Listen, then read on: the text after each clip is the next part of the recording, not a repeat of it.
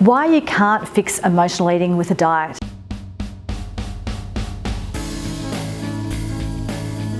I'm Fiona Kane from Informed Health.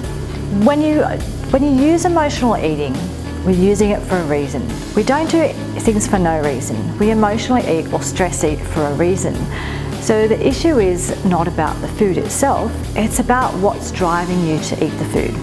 So if you just go on a diet, that doesn't change anything because you're using the emotional eating to do something. You're using it to numb or to change an emotion.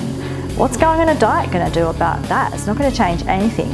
And if anything, it's going to cause you more problems because as soon as you emotionally eat and therefore have gone off the diet, you're going to feel shame and failure around having done that. And if your way of managing your feelings is to eat your feelings, then of course you're going to emotionally eat. So going on a diet to correct emotional eating is just this forever self-fulfilling prophecy because you're only going to go around and around in circles. There's only one way to go. Emotionally eat, feel bad about it, emotionally eat again, feel bad about it, and there you go. We really need to learn how to learn and identify and how to manage those emotions.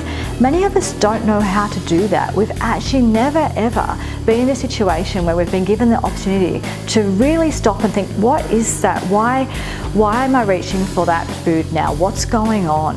And usually it's because we've got some sort of emotional discomfort. We've got a strong emotion coming up, something that we don't know what to do with. It's really important to actually learn to recognize what those emotions are and what to do with them.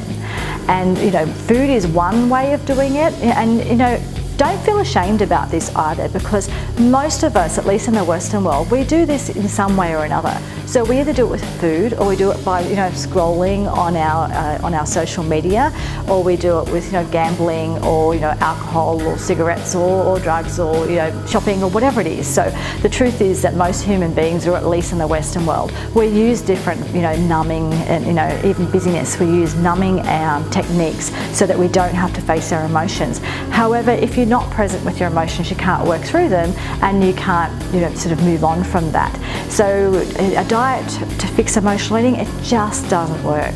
What I encourage you to do is learn how to identify and manage those emotions, and if you don't know even where to start with that, obviously get help from a professional because this should be taught in school. However, it's not. So as adults, we've got to kind of figure this out, and you can't always do it on your own. The other thing that I encourage my clients to do is create a toolkit to manage those emotions.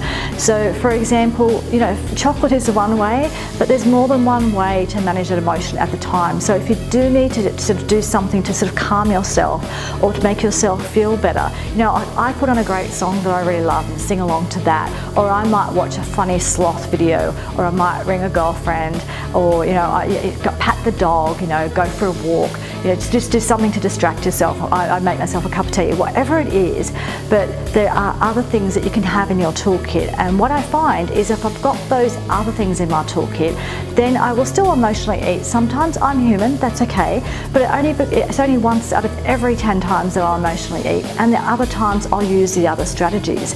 So you really need to look at your emotions. I really can't advise you enough that that's what you've got to look at, and a diet's not going to help you with that. And this is exactly what we do at Informed Health. It's your turn.